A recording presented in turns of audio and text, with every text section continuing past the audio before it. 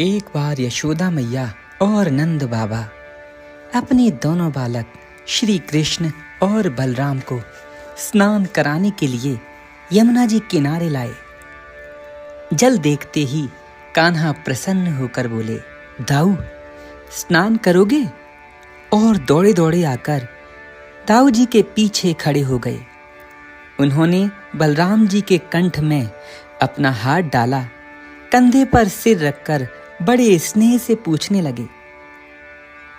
इतने में दाऊ जी ने सिर घुमाया। वे इस पूछने का अर्थ जानते हैं और वे जानते हैं कि श्याम सुंदर स्नान कराना चाहता है। छोटे से ही कान्हा की ये आदत है, जहां भी उसे जल मिल जाए वो उसमें लोटपोट होने में आनंद मनाता रहा है। अगर स्नान योग्य जल हो तो स्नान करने को इसका मन मचल पड़ता है, लेकिन मैया ने बार बार मना किया, कहीं यमुना अथवा सरोवर में स्नान करने को। सखाओं को मैया ने सचेत किया है कि कन्हई को पानी में उतरने मत देना, इसीलिए सखा कोई साथ नहीं देंगे। अब दाऊ दादा स्नान करना चाहें तो श्याम भी स्नान करें, फिर कोई कैसे रोकेगा? कोई रोकेगा ही नहीं। सब सखा साथ देंगे तभी। कितना साफ जल है। श्री कृष्णचंद्र ने यमुना की ओर संकेत किया। तुझे स्वेद भी तो आ गया है, ग्रीष्मकाल है। क्या हुआ कि अभी दिन का पहला पहर ही बीत रहा है, लेकिन धूप ने तो सूर्य देव के थोड़े काल के बाद ही धरती को जलाना शुरू कर दिया। बालक वन में बछड़े चराने आए हैं, खेलते खेलते उछल रहे हैं। स्वेद आजकल आ जाना सहज बात है। दाऊ और श्याम के श्री मुखों पर नन्हे स्वेद सीकर झलमलाने लगे हैं। स्वच्छ यमुना पुलिन कालिंदी का निर्मल जल है और यहाँ तट से दूर तक गहराई है नहीं। ऐसा जल, अगर ऐसा जल मिले तो ग्रीष्म में स्नान करने का किसका जी नहीं करेगा? और फिर जिसमें कछुए, मछली और बारह के भी पूर्व संस्कार हों, उसका मन जल देखकर मचल उठे तो बड़ी बात क्या? दाऊ ने कहा, कान्हा तू स्नान करेगा? दाऊ ने दक्षिण कर अनुज की अलकों पर स्नेह पूर्वक फिराया और स्वीकृति दे दी। चल हम सब स्नान करेंगे, किंतु तट से दूर जल में मत जाना, वहां जल गहरा होगा। कन्हैया ने झटपट अपना पटुका उतारा और कछनी खोलकर वहीं छोड़ दी। कंठ से वनमाला निकालकर यमुना प्रवाह में डाल दी और जल के प्रवाह में बहती जाती अपनी माला को कुछ क्षण मुग्ध नेत्रों से देखने लगे। बालकों ने बछड़ों को जल पहले ही पिला दिया था।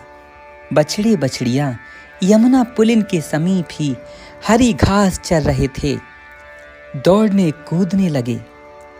दाऊ ने भी पटुका और कछनी उतारकर माला जल में बहा दी तो सारे बालक समीप आ गए।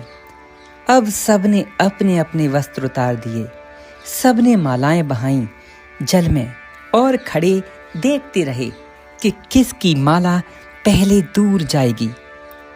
पुलिन पर दिगंबर बालकों का समूह खड़ा है। 3 से 6 वर्ष की आयु के बालक हैं सारे, ग्वाल बाल और उनसे घिरे श्याम और बलराम।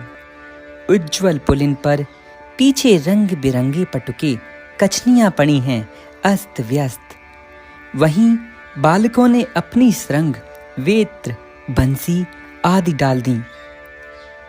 बह गई मेरी माला, सब बहती मालाओं को देखने में लग गई। मालाएं एक दूसरे से स्पर्श करती हैं, मिलती हैं, फिर प्रवाह में पृथक हो जाती हैं। बालकों को इसमें आनंद आ रहा था।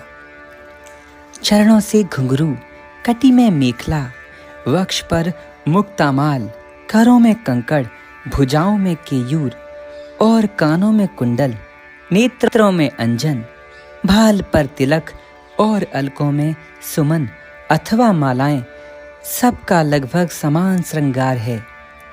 सिर के केशों में लगे पिच सबने वस्त्रों के समीप ही डाल दिए हैं।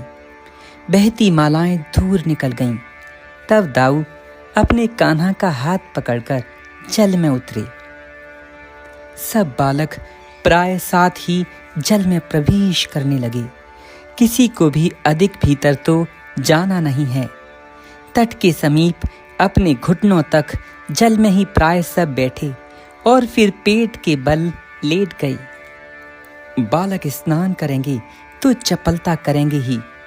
पैर पटकते हैं, करों से एक दूसरे पर छींटे उछालते हैं और कोई खड़ा हो जाता है। दादा, मैं तुझे स्नान कराऊं?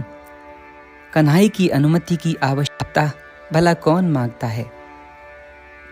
सब शुरू हो गए एक दूसरे पर जल के छींटे डालने में। भगवान श्री कृष्ण दाऊ की तरफ दौड़े। उन्होंने बड़े भाई की पीठ भुजाएं मलना शुरू कर दिया। तू भीतर मत जा कान्हा, तू यहीं रह। मुझे पता है तुझे अंदर जाने की पड़ती है। श्याम सुंदर तोक को, अंशु को संभालता है। छोटे सखाओं की अलकें पीठ या भुजा धोने में लग जाता है। उसके और दाऊ के अंगों को धोने का प्रयास तो सभी करते हैं। तेरा तो मुख ही नहीं धुला। किसी के मुख पर छींटे मारने का ये अच्छा बहाना है। और छींटे उछालते उछालते दोनों हाथों से जल उलीचने लगना, यह सब स्वाभाविक ही है। अब सब निकलो, दाऊ ने आदेश किया और स्वयं जल के बाहर आ गए। श्याम को कर पकड़कर वे बाहर ले आए। सबकी अलकों से बिंदु टपक रहे हैं। जल पड़ने से सबके लोचनों में कुछ अरुणिमा आ गई। सबके भीगे धुले अंग। छोटे बालकों को कछनी बांधना ही नहीं आता। करों में कछनी लिए श्याम बड़े भाई के पास आए। दिगंबर नंद नंदन कुछ अरुण हो गए विशाल लोचन। अद्भुत शोभा है। अपनी नीली कछनी बांधकर दाऊ बैठ गए हैं अपने छोटे भाई के पास और उसकी कछनी बांधने लगे। कान्हा, जो एक जगह स्थिर ही नहीं होते, दाऊ की फटकार सुनते हैं और डांट भी। दाऊ बोले, कान्हा सीधे बैठ जा, वरना तेरी मैया से कह दूंगा। इतना कहकर कान्हा डरे हुए नेत्रों से दाऊ का मुख देखने लगे और बोले, आज मत कहना दाऊ कि हम यमुना जी में नहाए थे, वरना मैया डांटेगी और फिर दोबारा भी नहीं भेजेगी। इतना कहकर हंसते हंसते सारे ग्वाल बाल फिर से घर की ओर लौट गए। वहां जहां नंद बाबा और यशोदा मैया गोकुल के बाहर उनकी राह तके हुए थे, सब लोगों ने अपने अपने घर में प्रवेश किया। संध्या हो गई थी।